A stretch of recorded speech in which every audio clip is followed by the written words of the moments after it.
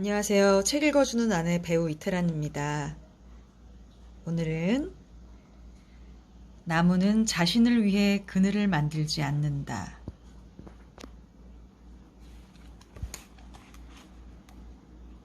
나도 그 상황이라면 그랬을지도 몰라. 시작할게요.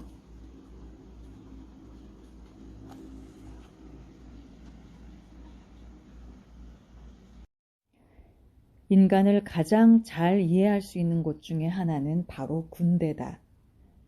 한국 군대의 내무반이라는 곳에서 한 군인이 가질 수 있는 공간은 고작 0.8평에 불과하다. 그나마 그 공간도 터무니없을 정도로 열려 있어서 전혀 사적이지도 않다. 굳이 사적인 공간을 하나 찾으라면 화장실 정도일 것이다. 하지만 혼자 쓰는 화장실도 아니다. 군대에는 비밀이라는 것이 없다. 군인들은 24시간 내내 서로에게 공개되어져 있다. 모두가 모두를 알고 있다. 그곳에선 어떤 치욕도, 어떤 수모도, 혹은 어떤 적의도 쉽게 숨겨지지 않는다. 그런데 재미있는 사실은 낱낱이 까발려져 있는 인간이 생각보다 그렇게 구역질 나지 않는다는 것이다. 같이 부대 끼고, 같이 뒹굴고, 같이 밥을 먹고, 같이 잠을 자다 보면 인간이라는 것이 우리가 상상하는 것만큼 미운 존재가 아니라는 것을 알게 된다. 그것이 어떤 인간이라 할지라도 말이다. 나는 이것을 희망이라 부르고 싶다. 내면 전체가 악하고 추한 것만으로 가득 찬 인간은 세상에 없다. 도무지 이해하고 용서할 수 없을 만큼 전혀 어떤 면도 사랑할 여지가 없는 사람은 존재하지 않는다. 우리가 그 사람을 미워하는 것은 우리가 아직 그 사람과 덜 뒹굴고 덜 부딪혔기 때문이다. 우리가 그를 미워하는 것은 그에게 사랑받을 만한 점이 전혀 없기 때문이 아니라 우리가 아직까지 그를 사랑할 만한 점과 만나지 못했기 때문이다. 내가 당신에게 미운 감정을 품고 있다면 그것은 아마 내가 당신을 잘 모르기 때문일 것이다. 혹시 당신이 나를 미워하는 것은 당신이 한 번도 내 어깨를 툭 쳐본 일이 없기 때문이 아닌가? 모든 미움과 적의는 소통의 부재에서 탄생한다. 단지 몇 마디 말을 걸고 간단한 인사를 나누는 것만으로도 많은 미움은 사라진다. 같이 커피 한 잔을 마시고 같이 한 끼 밥을 먹는 것이 무엇 그리 어려운 일인가. 출근길에 혹은 퇴근길에 가볍게 인사 한마디 건네는 것이 무엇 그리 힘든 일인가. 하지만 그런 사소한 만남으로 우리는 많은 오해와 미움을 불식시킬 수 있다. 우리의 미움은 그 사람이 미워할 만한 사람이기 때문에 생기는 것이 아니다. 사실은 우리가 그 사람을 잘 모르기 때문에 생기는 것이다.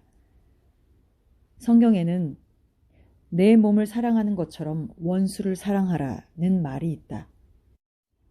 우리가 우리 몸을 어떻게 사랑하는가? 우리 몸을 그리워하고 아름다운 사랑의 고백을 하는가? 아니다.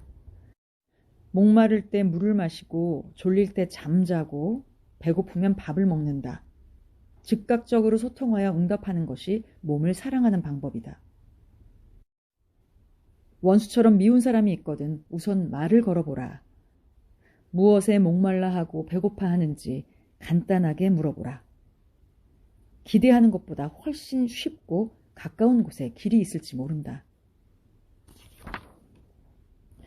직장을 다닐 때 아주 심한 구두쇠가 있었다. 같은 직장에서 일하는 동료이다 보니까 꽤 여러 번 식사를 같이 했지만 우리는 그가 밥값이나 술값을 내는 것을 단 한 번도 본 적이 없었다. 하다못해 자판기에서 커피 한 잔 마실 때도 제 주머니에서 동전 꺼내는 일을 본 적이 없었다. 그 흔한 음료수 한 병 자기 돈으로 돌리는 일이 없었다. 구두쇠짓도 너무 심하게 하면 사람들에게 미움을 받는다. 점점 그가 하는 일거수일투족이 미워지기 시작했다. 겸연쩍은 웃음으로 커피를 얻어먹는 일도 밉고 공짜 밥을 먹고 어색한 몸짓을 하며 계산대 앞을 빠져나가는 모습도 미웠다. 저 친구 이번에도 또 공짜로 밥을 먹을 심산이군.